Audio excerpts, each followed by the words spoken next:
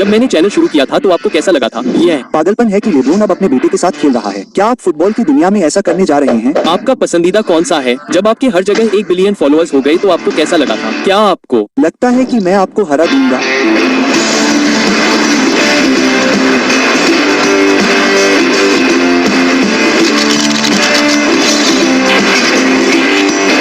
जब आपने देखा कि मैंने चैनल शुरू किया था तो आपको कैसा लगा था? हाँ, मुझे पता था कि यह सच में होने वाला है। मुझे लगा था कि आप पहले महीने में 20-30 मिलियन तक पहुंचने वाले हैं। जब आपने 60 मिलियन पूरे किए तो मुझे लगा कि हे भगवान, इससे पहले एक महीने में सबसे ज्यादा कमाई करने वाले 20 मिलियन थे और वो हम थे, और इसलिए 60 मिलियन होना बहुत बड़ी बात थी। 60 मिलियन तक पहुंचने में आपको कितना समय लगा? शायद 13 साल। बस यही अंत है। हाँ, मुझे लगा कि आपको लगता है कि मैं आपको हरा दूंगा। क्या आपको सच में ऐसा लगता है? आपको ऐसा लगता है? अरे नहीं, यह निर्भर करता है कि आप क्या करना शुरू करते हैं। अगर आप यहाँ दूसरे फुटबॉलर्स को शामिल करना शुरू कर देते हैं और आप अपने सबसे बड़े खेल पर प्रतिक्रिया देना शुरू कर देते हैं तो मुझे लगता है कि यह बहुत अच्छा होगा। तो अगर आप लय में आ जाते हैं तो मुझे लगता है कि आप कुछ ऐसा शानदार कंटेंट बना सकते हैं जो इस रिकॉर्ड जैसा ना हो। मैं ईमानदारी से कहूँ तो उस रिकॉर्ड को तोड़ना नहीं चाहता।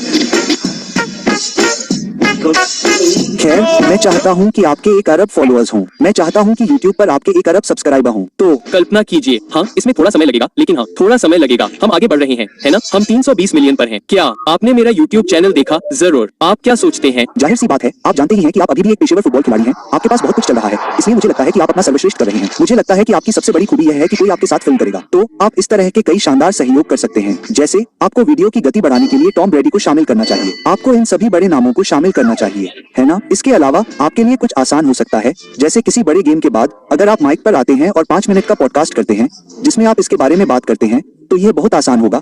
लेकिन बहुत से लोग जानना चाहेंगे, आप क्या सोचते हैं? आप जानते हैं, या मेरा मतलब है उनकी टीम यहाँ पीछे है, इसलिए मैं उन्हें भी देख रहा हूँ। जैसे भाई, क्या आप कल्पना कर सकते हैं कि अगर रोनाल्डो ने अपने 10 सबसे बड़े गोलों पर प्रतिक्रिया देते हुए एक वीडियो बनाया? आप जानते हैं कि यह कितना अजीब होगा। जैसे आप जानते हैं, वह गोल जहाँ आपने साइकिल किक लगाई थी, मैंने उसे कम से कम 100 बार देखा है। मुझे ये जानना अच्छा लगेगा कि आपने क्या सोचा था जब आपने फुटबॉल को साइकिल किक करने का फैसला किया था। आप मेरा मतलब समझ रहे हैं? यह बहुत अच्छा होगा, इसलिए मुझे नहीं लगता कि यह उतना कठिन होना चाहिए। जैसे लोग, मैं बस फुटबॉल से जुड़ी चीजें ज्यादा करूंगा क्योंकि यही वजह है कि हम आपसे प्यार करते हैं। आप जानते हैं कि जब आपके हर जगह 1 बिलियन फॉलोअर्स हो जाते हैं तो आपको कैसा लगता है? इस ग्रह पर सबसे ज्यादा फॉलो किए जाने वाले व्यक्ति। यह एक अच्छी उपलब्धि है, लेकिन ईमानदारी से कहूँ तो मुझे हैरानी नहीं हुई। मैं जानता हूँ कि लोगों में मेरे लिए और फुटबॉल के लिए कितना जुनून है। हाँ, जिस करियर में मैं अभी भी हूँ उसके लिए, और मैंने उस जुनून को महसूस किया, इसलिए मेरे लिए हैरानी की कोई बात नहीं है। मैं खुश हूँ, लेकिन उसी तरह हैरानी की कोई बात नहीं। मैं भी वैसा ही हूँ। जब भी मैं कोई उपलब्धि हासिल करता हूँ तो मुझे अच्छा लगता है। वैसे बिल्कुल, हर कोई हमेशा यही कहता है, अरे तुम्हें जश्न मनाना चाहिए। यह ऐसा है क्यों? हम आगे बढ़ रहे हैं। उद्धरण चिन्ह। हाँ, मुझे भी ऐसा ही लगता है। तो YouTube पर जब लोगों को कोई वीडियो सुझाया जाता है तो क्या आप जानते हैं कि वह छवि कैसे दिखाई देती है? हाँ, तो उसे थंबनेल कहा जाता है। मैं अपने थंबनेल के लिए जाना जाता हूँ, लेकिन मैं आपको कुछ तरकीब बताता हूँ, ठीक है? तो आमतौर पर थंबनेल में आप अपना चेहरा लगाते हैं, ठीक है? जब भी आप अपने चेहरे की तस्वीरें लें तो अपना मुंह बंद रखें। जैसे मैं खुले मुंह से ऐसा करता था, लोग इसे नापसंद करते थे। वाकई? हाँ, वे कहते हैं कि यह अजीब है। तो अपना मुंह बंद रखें और बस अपने चेहरे की कुछ अच्छी और अच्छी क्वालिटी वाली तस्वीरें लें। आपकी टीम उन्हें थंबनेल में डाल सकती है। हाँ, मैं समझ गया। ठीक है, तो आप क्या करेंगे? आप एक्सप्रेशन दिखाना चाहते हैं और आप बस यही कहेंगे, लेकिन यह अजीब है क्योंकि 30 लोग देख रहे हैं।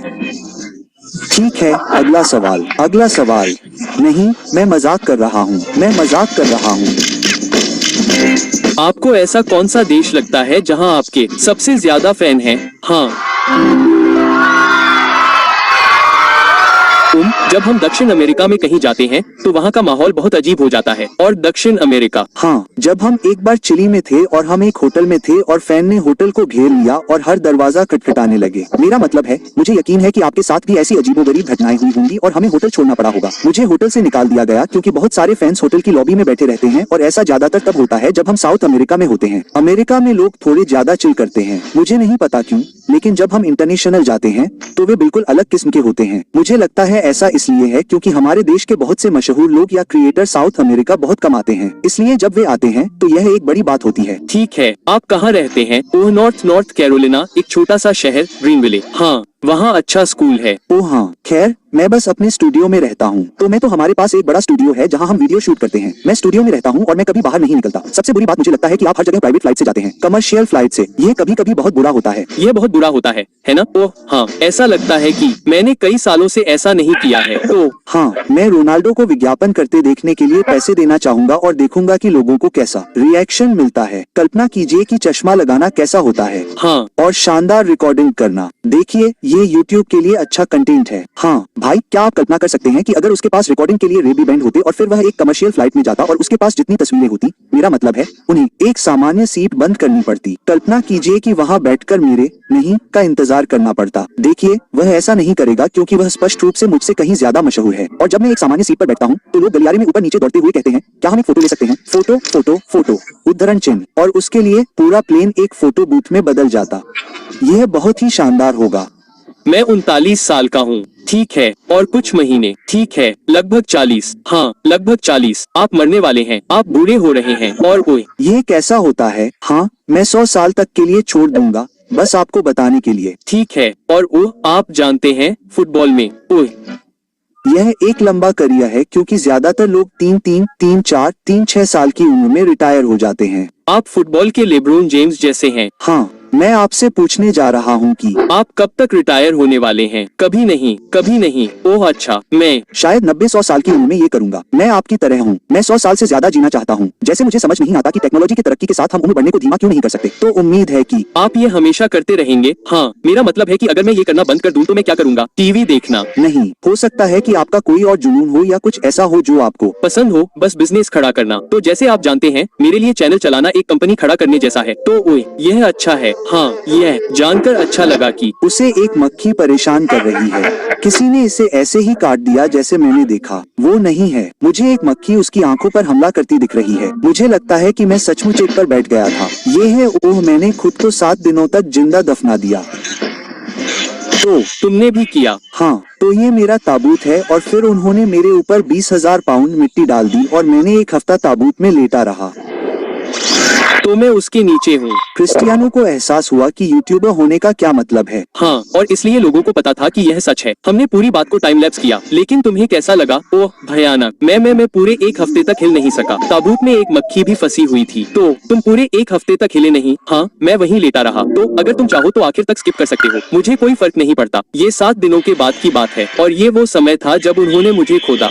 लेकिन तुम लेटे हुए थे। हाँ, तो हमें यहीं पर जाना पड़ा। चलो, जश्न नहीं मनाते। तो डॉक्टर को मेरी मदद करनी पड़ी क्योंकि उन्हें चिंता थी कि मेरे खून का थक्का जम सकता है। तो जब मैं खड़ा हुआ तो एक डॉक्टर को मेरी जांच करनी पड़ी। लेकिन आप बिस्तर के अंदर महसूस करते हैं या? तो मेरा मतलब है, हाँ, यह भयानक था क्योंकि वहाँ एक ताबूत जैसा कुछ होता है तो फर्श लकड़ी का होता है। तो मेरी पीठ में दर्द होता है ना। हाँ, तो हमने 7 दिन जिंदा दफन होकर बिताए। मैंने 7 दिन गद्देदार कमरे में एकांत कारावास में भी बिताए जहाँ कोई बातचीत नहीं थी, कोई समय नहीं था। भाई, क्या तुम पागल हो? हाँ, वह क्रूर था। टाइलर, हमने और क्या किया? मैंने 7 दिन एक निर्जन द्वीप पर बिताए जहाँ मुझे मरने का मन हुआ। 7 दिन एक बेड़ा पर फंसा रहा। 7 दिन। हाँ, एक भूमिगत शहर में 7 दिन, एक परित्यक्त शहर में 7 दिन। तो मेरे प्रशंसकों को मुझे पीड़ित देखना अच्छा लगता है। तो मैं बस ऐसे काम करता हूँ जो मुझे दुखी करते हैं और उन्हें यह मजेदार लगता है। वाह, यह पागलपन है। तो वह वीडियो कह रही थी कि यह उसका पसंदीदा था। सबसे कठिन नहीं, ये वाला नहीं। टाइलर, तुम्हें सबसे कठिन क्या लगता है? हाँ, अकेले रहना। ये तो पागलपन है। अकेले रहना क्या होता है? अरे, मैं तुम्हें दिखाता हूँ। लगातार 7 दिनों तक किसी ने उससे बात नहीं की और उसे समय का पता ही नहीं था। कोई फोन नहीं, कुछ नहीं, कुछ नहीं, बिल्कुल नहीं। लेकिन कहाँ? मैं तुम्हें दिखाता हूँ। ये बहुत ही अजीब है। कब और क्या हमने वो वीडियो अपलोड किया था? टाइलर, क्या वो पुराना है? तुमने ये वीडियो और चैनल कैसे शुरू किया? कब से? अरे हाँ, मैं 11 साल की उम्र से ये कर रहा हूँ। तो मैं इसे 15 साल से कर रहा हूँ। मैंने बस यही किया है। हाँ, ये अकेले रहने वाला है। तो जब मैंने ये किया था तब एक पूरी संख्या थी। तुम शायद सोच रहे होगे कि इन दीवारों पर कितनी टाइलें हैं। सही जवाब है 1900, और अगर आप छत और फर्श को भी शामिल करना चाहते हैं तो ये 2860 है। लेकिन इन सबसे ज्यादा जरूरी बात, मेरे पेट के हिसाब से खाना खाने का समय हो गया है। अगर आप सोच रहे हैं कि मैं कैसे खा रहा हूँ, तो मैं इस सफेद गद्देदार कमरे में अकेला हूँ और मुझे नहीं पता कि समय क्या हुआ है। हे भगवान। और साउंड प्रूफ। क्या यह सबसे कठिन था? हाँ, यह बहुत कठिन है क्योंकि लाइटें कभी बंद नहीं होती हैं। तो आपको सूरज या कुछ भी दिखाई नहीं देता। तो मुझे शायद रुक जाना चाहिए। और इसलिए आप बस उत्तेजना महसूस करना चाहते हैं। और इसलिए आप यहाँ खुद को चुटकी बजाना शुरू कर देते हैं और फिर 90 घंटे हो जाते हैं। वाह, और ये तो बस आधा ही है। तो वह बहुत ही क्रूर था। लेकिन जैसे कि वह वीडियो जिसे देखा गया उसे कितने बार देखा गया, 189 मिलियन बार देखा गया। तो 189 या 186, और लोग इसे बहुत पसंद करते हैं।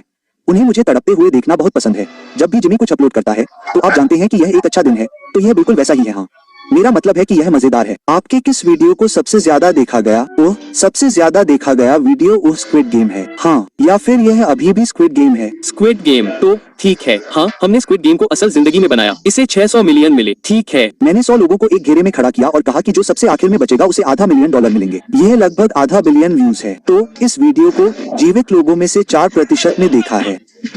यहाँ मैं शुरुआत में जाता हूँ। 100, तो इसे देखिए। तो ठीक है, तो मैंने जो भी कहा मुझे परवाह नहीं है कि इसमें कितना समय लगता है। जो इस घेरे से सबसे आखिर में बचेगा उसे बीच में 500 ग्रैंड मिलेंगे।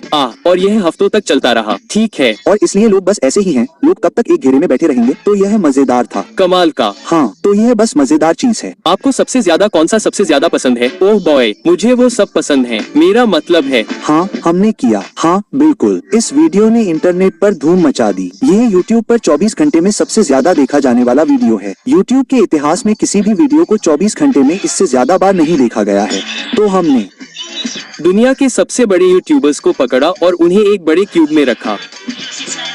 रुकिए, मुझे एक वाइड शॉट ढूंढने दीजिए। तो ये सभी वाकई बहुत मशहूर क्रिएटर हैं। जैसे आपके बच्चे इन सभी को जानते होंगे। और मैं एक अच्छा शॉट कहाँ ढूंढ रहा हूँ? हमने बस एक बड़ा क्यूब बनाया, उन्हें वहां रखा और फिर कहा कि जो सबसे आखिर में बचेगा वो आपके एक सब्सक्राइबर को $1 मिलियन देगा। ठीक है, और इस तरह हर कोई ऐसा था जैसे 50 सबसे बड़े फुटबॉल खिलाड़ियों को एक कमरे में रखा जाए और फिर उनसे कुछ करने को कहा जाए। तो इसने इंटरनेट पर धूम मचा दी। उस वीडियो को 24 घंटे में 70 मिलियन बार देखा गया और लोगों ने उसे पसंद किया। अच्छा।